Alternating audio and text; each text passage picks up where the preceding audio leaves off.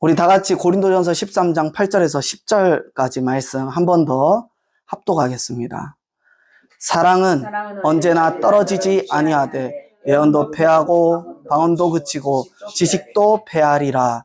우리는 부분적으로 알고 부분적으로 예언하니 온전한 것이 올 때에는 부분적으로 하던 것이 패하리라. 아멘. 오늘은 삼위일체 주일입니다. 주님께서 우리 가운데서 성부, 성자, 성령으로서 함께 하시고 역사하여 주시고 영원하시며 또 그 하나님을 우리가 함께 찬양하는 저와 여러분 되기를 간절히 축원합니다. 그 주님께서 우리와 함께 하실 줄을 믿습니다. 그러한 믿음으로 이 시간 우리 함께 말씀 가운데 나아갑니다. 오늘 말씀은 사랑은 언제나 떨어지지 않는다. 언제까지나 떨어지지 않는다. 오늘 말씀은 이 사랑의 영원성에 대해서 말씀하고 있습니다. 사랑은 영원합니다. 믿으십니까? 그 이유는 하나님은 사랑이시기 때문입니다. 알파와 오메가 되시고 처음과 끝 되시는 그 하나님께서 사랑이라고 하셨기 때문에 사랑은 떨어질 수도 없고 그리고 영원하기 때문입니다. 오늘 본문은 사랑의 영원성에 대해서 말씀하고 있는데요. 그리고 이 사랑의 영원성과 각종 은사들의 한계성이 엄연히 대조되고 있는 것을 보여주고 있습니다. 사랑은 언제까지나 떨어지지 아니하되, 이 떨어지다에서의 의미로 번역된 원어 피테이는 실패하다, 파멸당하다라는 뜻을 갖고 있습니다. 즉, 사랑의 완성체는 아무리 시간이 지날지라도 사랑은 실패하지 않는다라는 것을 의미하고 있습니다. 아무리 시간이 흘러도 사랑은 파멸당하지 않습니다. 아무리 시간이 지난다 할지라도 사랑은 결코 사라지지 않습니다. 사랑은 떨어지지도 않고 사라지지도 않고 파멸당하지도 않고 실패하지도 않는 것, 그것이 진짜 사랑인 것입니다. 어떤 이는 말합니다. 결혼을 하고 자식을 놓고 가정이 생겨도 인생은 결국 혼자다. 또 어떤 이는 말합니다. 사랑은 없다. 그리고 사랑은 식는다. 사랑은 소멸된다. 그리고 사랑은 사라진다. 개인주의적 사회화된 오늘날 대부분의 사람들이 사랑은 소멸된다라고 주장을 합니다. 하지만 대부분의 사람들의 생각과는 달리 성경에서 사랑은 왜 영원하다고 할까요? 여러분들은 어떻게 생각하시나요? 와닿지는 않지만 단순히 하나님께서 성경에서 사랑이라고 하시니 믿음의 내용으로 받아들이고 또 이해하려고 하십니까? 아니면 정말 그런 사랑을 품고 살아가고자 발버둥치고 계십니까? 흔히들 생각하는 사랑의 한계성, 많은 사람들이 사랑의 한계성에 대해서 이야기합니다. 주님은 한계가 없는데 왜 우리의 사랑은 한계가 있을까요? 많은 사람들이 생각하는 사랑의 한계성이라는 것은 사람의 감정 속에 사랑이라는 진리를 넣어버리기 때문입니다. 거기에서부터 오류가 시작됩니다. 우선은 감정에서 사랑을 찾습니다. 그리고 그 감정의 늪에서 오로지 자신의 느낌만을 의지하면서 스스로를 채워나가기 시작합니다. 감정의 기분을 누구로 채워나간다고요? 스스로 채워나가는 거. 나로 채워나갔더니 당연히 내 기분이 좋아지고 내 마음이 좋아지고 또 이것을 나의 행복이라고 생각하게 됩니다. 나의 행복이라고 결정짓게 됩니다. 그렇기 때문에 우리가 생각하는 행복, 우리가 생각하는 사랑, 어디에서 결정되죠? 내 안에서 결정되고 있다는 것입니다. 근데 나라는 사람의 존재는 한계가 있을까요? 없을까요? 우리 모든 존재는 한계를 갖고 살아갑니다. 왜냐하면 아브라함의 자손이기 때문에 우리 모두는 다 사망에 이르기 때문이죠. 끝이 있는 삶을 살아가기 때문입니다. 육신에 속한 삶은 끝이 있을까요? 없을까요? 재산이 많은 사람 끝이 있나요? 없나요? 많은 것을 소유한 사람, 많은 자녀를 가지고 있는 사람, 그리고 남들이 누리지 못한 많은 것들을 누린 사람, 끝이 있을까요? 없을까요? 모든 사람은 끝이 있습니다. 한계성을 가지고 있다는 것이죠. 즉, 나로 채워진 행복, 나로 채워진 사랑이라는 것은 한계성을 가질 수밖에 없습니다. 그리고 그 한계성이 부딪혔을 때 어떻게 되죠? 우울증이 찾아옵니다. 존재 자체에 대한 파멸감, 모멸감, 파멸성, 이것이 우리에게 스며들기 시작합니다. 그러면서 오히려 많은 호사를 누린 사람들이 하나 걸림돌이 돼서 잘못되었을 때 스스로 목숨을 잃는 경우를 정말 많이 접하게 됩니다. 왜 그럴까요? 행복이 내 안에서 채워졌고, 그리고 사랑이 내 안에서 채워졌기 때문입니다. 그때 그 감정과 기분을 채워주는 것, 그것이 나로 채워주는 것. 나로 채워진다라면, 그럼 나라는 존재가 무너졌을 때는 파멸이 될 수밖에 없다는 것이죠. 그리고 또 누군가로 내 기분을 채워주고, 누군가로 내 감정을 채워주는 나를 채워주는 어떤 대상이 있다고 가정해 봅시다. 그것이 자녀가 될 수도 있고요. 그리고 배우자가 될 수도 있고요. 그리고 나의 소유물이 될 수도 있습니다. 집이 될 수도 있고, 차가 될 수도 있고요. 그리고 그 대상과 사랑을 나누고 있다고 생각하고, 그 대상과 사랑을 느끼고 있다고 생각한다면, 그것이 내 속에서 그것을 느끼고 있다라고 한다면 그것이 정말 사랑일까요? 그리고 그것이 정말 행복일까요? 누가복음 7장 30절 말씀을 보면 바리새인과 율법 교사들은 그의 세례를 받지 아니함으로 그들 자신을 위한 하나님의 뜻을 저버리니라. 아멘. 나를 위한, 자신을 위한 감정과 느낌과 기분, 이 바리새인과 율법 교사들이 그들 자신을 위하여서 하나님의 뜻을 저버렸다고 성경은 말씀하고 있습니다. 즉, 나를 위한 것은 결코 사랑이라고 할 수 없습니다. 육신의 정욕과 육신의 안목일 뿐입니다. 그것을 사랑이라고 착각하지 마세요. 그리고 그것을 사랑이라고 미혹되지도 말고 현혹되지도 마시기 바랍니다. 그것은 잘못된 정의입니다.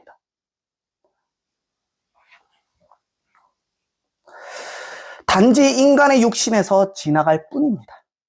그러하기에 인간의 육신의 한계성과 같이 그러한 감정과 느낌에서 한계성을 갖게 되어서 사랑을 알지 못한 채 그것이 사랑인 줄 알아서 속아서 사랑이 헛되이 되고 또 사단은 우리에게 그것을 사랑이라고 속삭여서 우리는 끊임없이 미혹되어 살아가게 되는 것입니다.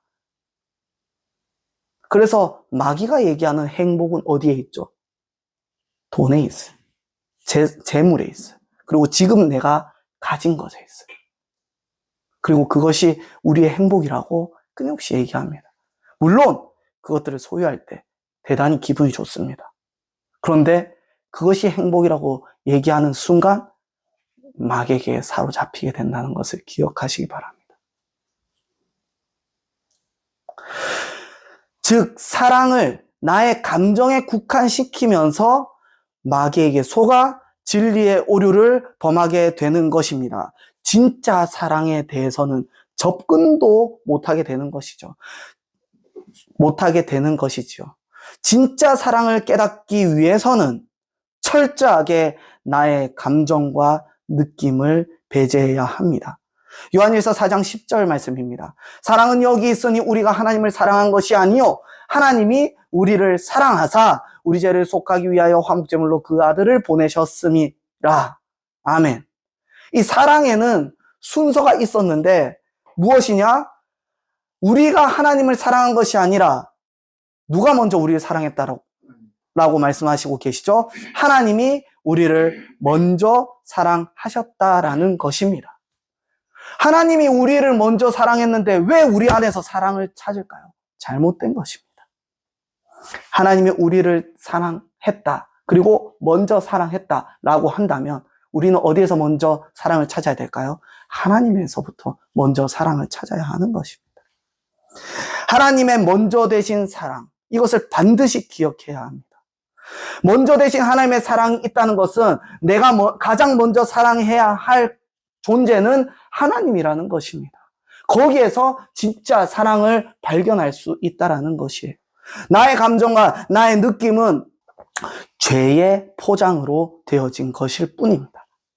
나의 감정과 느낌을 모두 버리고 가장 먼저 하나님을 사랑하기 위해서 시작된 사랑에서 진짜 사랑을 찾을 수 있고 진짜 사랑을 발견할 수 있고 시작할 수 있는 것입니다. 그러면 예수 그리스도를 모르면 난 사랑을 하는 것이 아니냐? 예수 그리스도를 모르면 진짜 사랑을 모른다고 할 수 있습니다. 요한일서 3장 2절입니다. 사랑하는 자들아 우리가 지금은 하나님의 자녀라. 진짜 사랑을 알기 위해서는 하나님은 우리의 창조주이시자 우리의 아버지이신 것을 기억해야 하는 것입니다. 하나님의 자녀라고 했어요. 우리가 지금은 하나님의 자녀라고 했어요. 그래서 우리가 하나님의 자녀라면, 그리고 우리가 하나님의 자녀로서 살아가려면 가장 먼저 우리의 아버지이시고 또 우리의 창조주이신 하나님을 내가 깨닫고 그 하나님을 날마다 따라가야 한다는 것입니다. 로마서 9장 8절 말씀입니다. 곧 육신의 자녀가 하나님의 자녀가 아니요 오직 약속의 자녀가 씨로 여기심을 받느니라. 아멘. 우리가 여기에서 알 수 있는 건 뭡니까?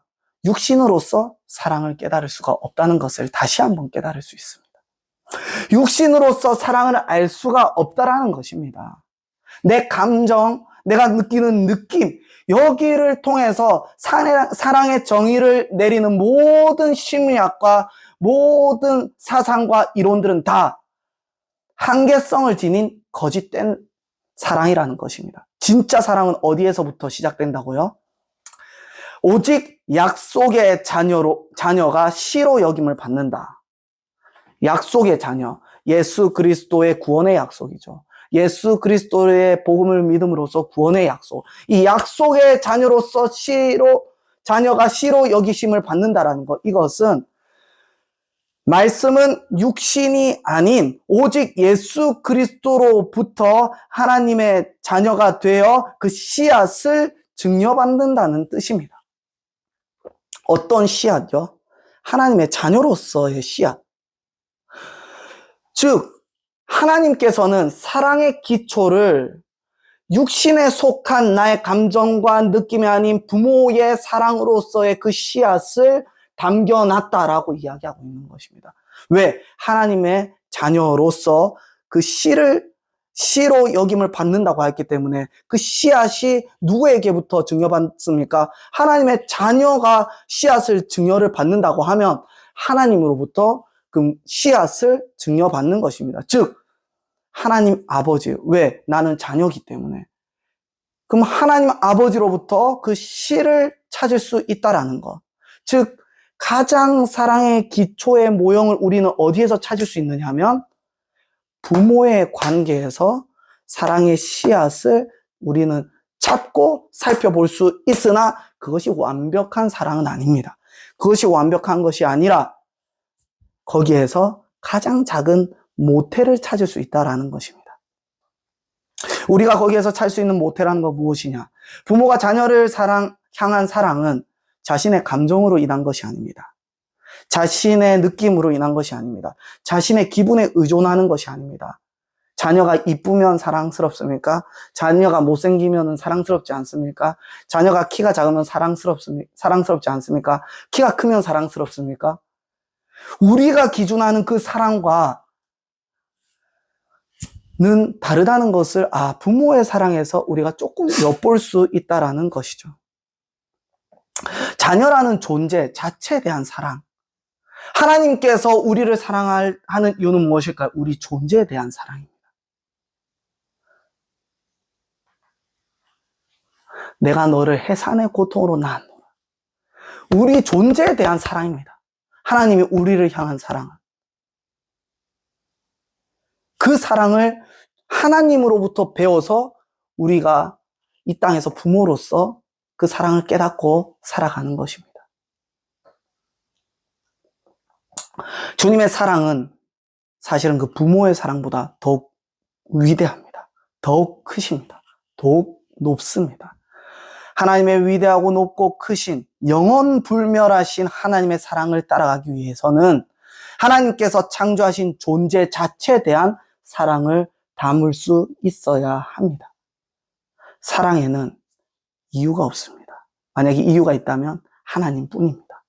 하나님께서 나를 사랑하시듯이 나도 그 존재에 대한 하나님께서 창조하신 존재 자체에 대하여서 우리가 사랑을 실천해야 할 뿐입니다.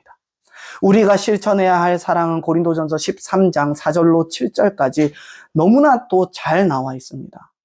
사랑은 오래 참고, 사랑은 온유하며, 시기하지 아니하며, 사랑은 자랑하지 아니하며, 교만하지 아니하며, 무례히 행하지 아니하며, 자기의 유익을 구하지 아니하며, 성내지 아니하며, 악한 것을 생각하지 아니하며, 불의를 기뻐하지 아니하며, 진리와 함께 기뻐하고, 모든 것을 참으며, 모든 것을 믿으며, 모든 것을 바라고, 모든 것을 견디느니라. 아멘. 이 모든 것을 우리는 어떻게 해요? 하나님께서 나를 사랑하듯이 나도 하나님께서 창조하신 그 창조 존재 자체에 대하여 4절, 5절, 6절, 7절 말씀을 사랑으로 실천해야 하는 것입니다. 누구에게요? 하나님께서 창조하신 존재 자체. 우리 옆 사람 한번 보시기 바랍니다. 하나님께서 창조하신 존재입니다. 그러면 어떻게 사랑해야 될까요? 고린도전서 13장 4절, 5절, 6절, 7절 말씀을 그 옆 사람에게 실천하는 것. 그것이 우리가 해야 될 일입니다. 가장 가까이 있는 내 배우자나 자녀나 가족, 이웃들, 친지들, 가장 가까이 있는 사람에게 먼저 실천하고, 그리고 그 범위를 확장하여서 내가 모르는 사람들에게, 가난하고 또 형편이 어려운 이웃들까지도 내가 볼 수 있는 이 사랑, 예수 그리스도의 사랑을 아주 가까운 데에서부터 실천하시기 바랍니다.